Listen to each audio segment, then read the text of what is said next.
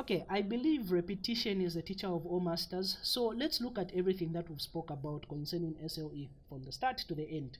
Okay, when we're dealing with SLE, think of it as an autoimmune condition. I like to think of it as the body is mounting and launching an attack onto itself. Now, why exactly is this happening? Well, it's not fully understood, but there have been certain genetics and certain environmental factors that have been implicated in the whole pathophysiology or the development of this condition. So let's start with the genetics aspect of it.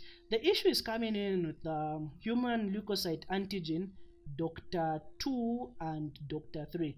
Again, don't call it doctor. I'm just saying doctor because I'll easily remember it. So HLA, DR2, and DR3. So it becomes an issue with how the body will be able to ID itself. So it's an IDing issue, an identification issue. And remember, when we're talking about the human leukocyte antigen, these genes are responsible for coding for what? The major histocompatibility complex. Remember how the body, again, identifies itself. So it's an IDing issue. I think the easiest way I can put it is this way. Supposing that you are the head of the immune system in the body, and there's some poison blue ball that's circulating in the body, and there's the normal black ball that's also circulating in the immune system in the body, and you as the head of the immune system, you have to clear off the dangerous one. But because now you've got color blindness, you can't really differentiate which one is blue and which one is black between the two balls that I've drawn on the screen. So you as the head of the immune system with color blindness, what you opt to do, let me just clear off both of them and hope for the best, because I'll end up clearing the blue ball, and eventually, unfortunately, you also end up causing damage by destroying the black ball. So think about SLE in a similar way. It's an IDing issue. So this human leukocyte antigen DR2 and 3 will lead to certain IDing issues. Okay, the second thing that will be noticed about people with SLE is they've got reduced complements like C2, C3, C4, and these will be responsible for things like opsonization and just clearing off certain things. But because they'll be low, if you think about it in this way, if the rate at which certain things need to be cleared off has been reduced, well, you'd expect inflammation will last longer.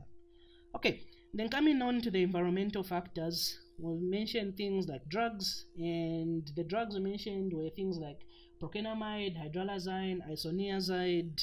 Infection is another thing. Infections such as the Epstein-Barr virus, UV radiation, which is a common thing. We'll look at a couple of questions after this class. I have some questions on SLE. So UV radiation, so things like sunlight have been shown to be a major trigger, and also hormones.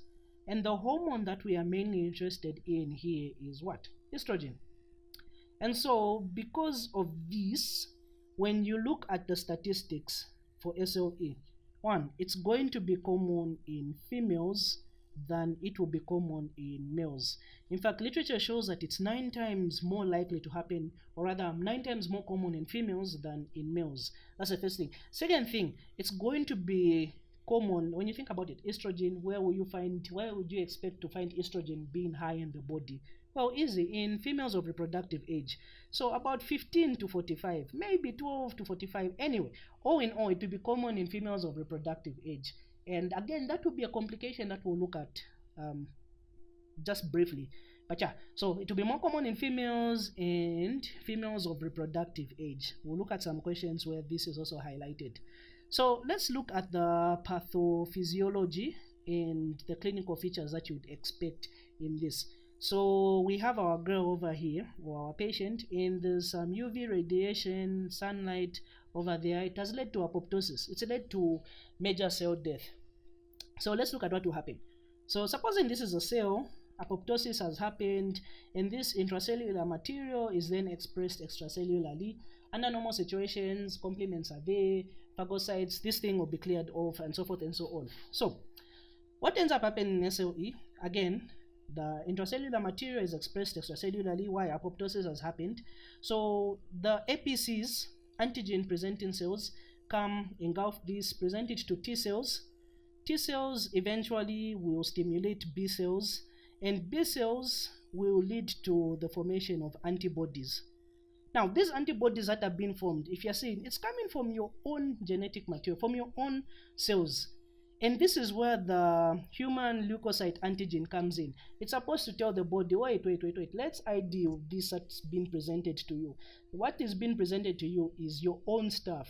But now remember, HLA, DR2, DR3, it's an IDing issue. So antibodies are being formed against the body, and the body has no way of checking out the certain material that's been presented to it. That's why I gave the example of a blue ball and a black ball. You just opt to clear off both because you've got color blindness. Similarly here, you've got certain material that's presented to the body, to the immune system, but because of this IDing issue, the body will just proceed and create antibodies against itself. Why? It's an IDing issue. HLA, DR2, DR3 has been shown within this whole pathophysiology. So what we end up having is there's an increase in antibodies against the body. You get these antigen antibody complexes that are just circulating. Now this is where complements are responsible.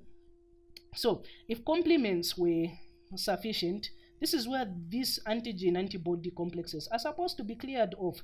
But remember, when we're dealing with SLE, it's also been shown that certain complements, especially during these attacks as flares, they are low. So because they are low, these antigen antibody complexes will circulate in the blood for longer period, and they literally go and deposit in any system, anywhere in the body. And this is why I say, when you're thinking about SLE, just think of the body mounting and launching an attack onto itself. So I like to think about this systematically, where you start from the head to the toe. So starting from the head, you'd expect alopecia. It's a common thing that you can see. Okay, let me just emphasize this. These symptoms will not be seen in all patients. Again, it will all just depend on the amount of antigen antibody complexes that are circulating, how bad the whole attack, the whole flare is going to be. But certain things that are common will be alopecia. At the level of the CNS, you get things like altered mental status, behavioral changes, memory loss, and if it's really bad, it can even lead to seizures. At the level of the face, we see the butterfly rash or the mala rash. So here's a picture of it. If you squint your eyes, flip your head upside down, it kind of looks like a butterfly. And notice how it's pairing the nasolabial folds. Another thing that you can see are the discoid rashes. The difference between the discoid rash and the mala rash, of course, apart from the shape, one is discoid, disc-like. The other one is this weird shapish thing. Another thing will be the discoid rash is scarring, whilst the butterfly rash is not scarring. At the level of the mouth, you can see oral ulcers. So just move from head to toe and you'll be able to list down a whole bunch of clinical features or things to look out for when you're seeing a patient with SLE. Coming down to the chest region, we've got the lungs, where we can see things like interstitial lung disease, we can see pulmonary hypertension, we can see pleuritis. And coming over to the heart, it can literally affect any layers of the heart. So pancreatitis is a thing that you can see. A good MCQ question is the endocarditis that takes place in SLE, which is known as Liebman-Sachs. Take note of it. Coming over to the kidneys. So at the level of the kidneys, these antigen antibody complexes, again, they come and deposit in the kidneys, and it can lead to renal failure. Now think about this type of renal failure as a nephrotic and a nephritic type syndrome. So what does this mean? Some of the features you see in nephrotic syndrome, some of the features you see in nephritic syndrome, because this is a rapidly progressing glomerulonephritis. So things like protein in urine, proteinuria, blood in urine, hematuria, hypertension, fluid overload, edema, those are things that you can see in this. So this whole presentation is known as lupus nephritis, and it's really, really, really bad. A famous person who had this was Selena Gomez. She had lupus nephritis. She needed a kidney transplant. Those patients who can get kidney transplants will need dialysis to be done on them.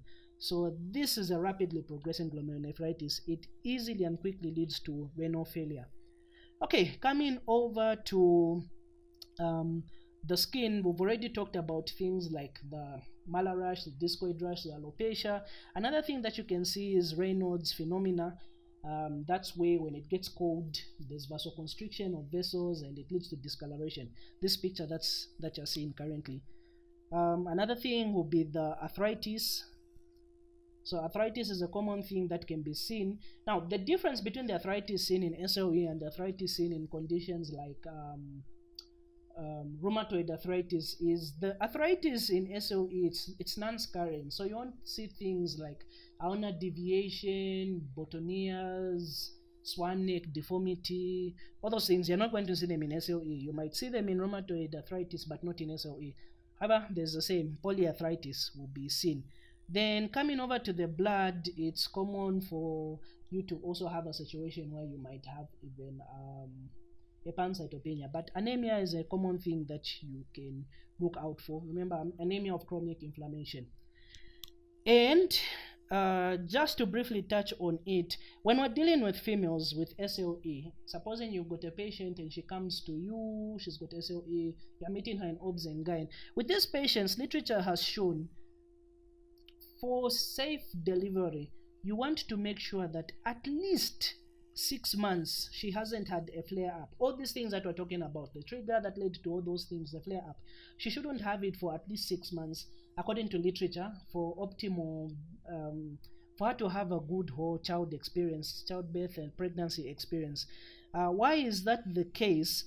It's been shown that these women are prone to having antiphospholipid syndrome. So think of antiphospholipid syndrome as a hypercoagulable state, just like phospholipids. So you happen to have these lipids circulating in the blood. So whilst quite rare, things like a stroke, things like a myocardial infarction, whilst that's quite rare, for females, especially those who are pregnant, we are scared of this happening. So we have the placenta over here and we have the developing baby over there, the fetus. So with antiphospholipid syndrome, you end up having clots that are forming within the fetal placental unit. And because of this, the oxygen that is going to the developing fetus, the nutrients and so forth and so on, they are impaired. They are not reaching the fetus. And so these women are at risk of having spontaneous abortions or miscarriages. So that is antiphospholipid syndrome. So literature has shown that female patient comes to you with SLE, she wants to conceive at least 6 months where she's in remission, where she's not having these flares. Okay, so that's on the pathophysiology. Again, the easiest way, just think of it head to toe. Again, sorry if I'm being too fast. It's just a crash course over everything that we've said. Coming to the investigations, we won't spend too much time here.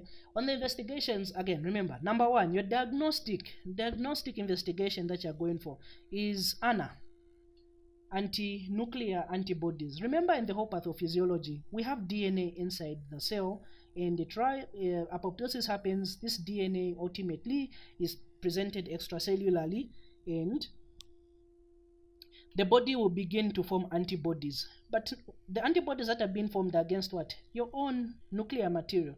It's forming anti-nuclear antibodies. So ANA is the first step that you're going to do in a patient with SLE. And only if ANA is positive will you go on to the next thing. So when we're dealing with ANA, the thing that you need to note is that ANA is highly sensitive. ANA is very sensitive to most autoimmune conditions. So conditions like SLE, scleroderma, even rheumatoid arthritis, ANA will be positive. And because of that, it's sensitive. It is not specific. So ANA can be in multiple conditions, like I previously alluded to. So if ANA is positive, you can then go on to the next thing. ANA won't necessarily tell you that this patient has SLE. It can just tell you, okay, there's some autoimmune condition that's happening within the body. So we start with ANA. If ANA is positive, we then move on to the other two. For now, let's just focus on these three. So ANA, if ANA is positive, we can then go on to the next test. So think about it this way. Again, we had our cellular structure. It came out outside, and let's say this is our DNA. And antibodies are formed against this. So the antibody that has been formed, it's against our own DNA. And remember that DNA is what? It's a double-stranded helix. So that will be our next investigation. It's going to be anti-double-stranded DNA. So we're just looking for antibodies formed against our double-stranded DNA. So one, ANA. If ANA is positive, we can then go on to our second one, which is anti-double-stranded DNA. So we've said DNA is being expressed outwardly. Remember that DNA is wrapped around these proteins that are known as histones. So we can also check if antibodies have been formed against those histones that it's been wrapped around, and this is where anti-Smith comes in. So in terms of our diagnostic so far, let's just stick to Anna. If Anna is positive, we can then move on to anti-double stranded DNA and anti-Smith.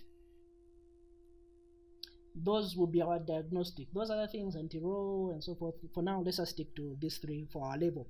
Other investigations that are there, just think of whatever system can be affected. We mentioned that anemia is a common thing, so do a full blood count and differential count. If it goes to affect the kidneys, do kidney function test. What do you want to see? The urea, the creatinine. If it goes to affect the heart, you can do an ECG, you can do an echo. If it goes to affect the lungs, you can do an x-ray.